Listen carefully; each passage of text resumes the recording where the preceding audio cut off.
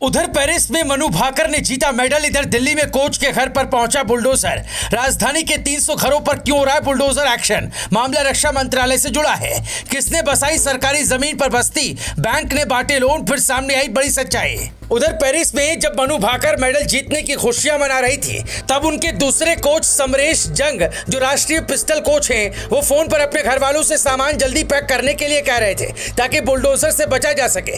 जब घरों पर बुलडोजर चले तो सामान का नुकसान ना हो। अब सवाल है, जिस खिलाड़ी ने देश का नाम रोशन किया, उसके दूसरे कोच के घर बुलडोजर क्यों पहुंचा?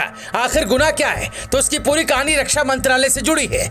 सिविल लाइंस के खैबर पास इलाके में करीब 250 परिवार रहते हैं, जिनमें से कईयों पर यह आरोप है कि इन्होंने रक्षा मंत्रालय की जमीन कब्जाई है। वहां रहने वाले लोग कहते हैं कि 70 साल पहले हमें ये जमीन दी गई थी, पर अब हटाया जा रहा है। मामला हाईकोर्ट पहुंचा तो ये पता चला कि भूमि विकास कार्यालय ने खैबर पास की 32 एकड़ जमीन कब्जा करने वालों को 4 मार्च तक इसे खाली करने का आदेश दिया है। जस्टिस सुब्रमण्यम ने इस पर अंतरिम रोक लगाई। उसके बाद मामला डिवीजन बेंच तक गया, पर वहां से भी किसी को राहत नहीं मिली। नतीजा 29 जुलाई को यहीं रहने वाले 22 लोगों ने एक याचिका दायर कर कहा, जज साहब, बारिश का समय चल रहा है, हमें सामान तुरंत शिफ्ट करने में दिक्कत होगी। रहने के लिए कोई नया ठिकाना भी ढूंढना होगा, इसीलिए कम से कम 2 महीने का समय दे दीजिए।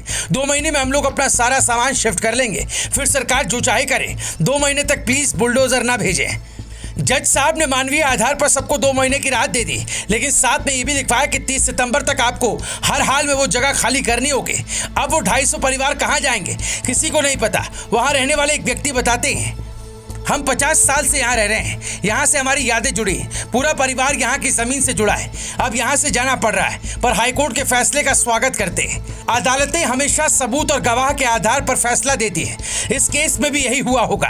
रक्षा मंत्रालय या किसी भी विभाग की जमीन पर किसी को कब्जा करने का कोई अधिकार नहीं। दिल्ली जैसे शहर में अगर इस तरह का कब्जा हो रहा है, तो फिर घरों पर बुलडोजर ही नहीं, विभागीय अधिकारियों पर भी एक्शन होना चाहिए।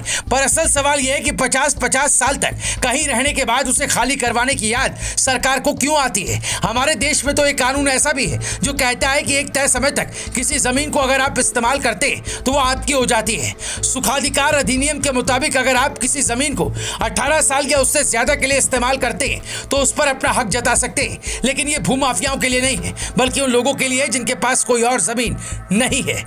आपने अक्सर देखा होगा, उत्तर प्रदेश से लेकर दिल्ली तक सरकारें जब बुलडोजर चलवाती है तो उन लोगों को जमीन या रहने का घर जरूर देती है जिनके पास अपना कोई ठिकाना नहीं होता। बावजूद उसके बुलडोजर एक्शन पर सियासत खूब होती है। यूपी में बाबा के बुलडोजर को रोकने की कोशिश कई लोग कर रहे हैं, लेकिन बुलडोजर जब दिल्ली से लेकर मध्य प्रदेश तक गरजता है और अदालतों से भी बुलडोजर वाला आदेश जारी होता है, तो फिर हर कोई यही कहता है कि बाबा का बुलडोजर अब नेशनल बुलडोजर हो गया है। Bureau report, global Bharat TV.